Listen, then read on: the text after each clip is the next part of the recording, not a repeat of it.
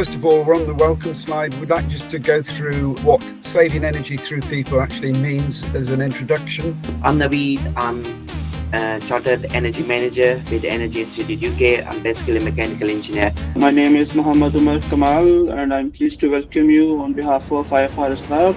So I'm really looking forward to, of course, this session.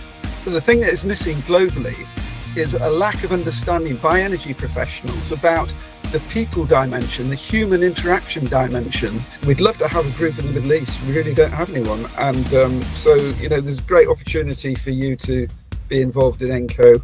I wanted to know about the accreditation. Understand energy management and energy savings a lot better because it hits the bottom line a lot more prominently. Change is normal in most organizations, ongoing change all the time. The question is, are you resilient enough? This approach is very, very required for our Middle East especially. My experience in Middle East is I am from last 3.5 years in this Middle East. We need to implement this approach.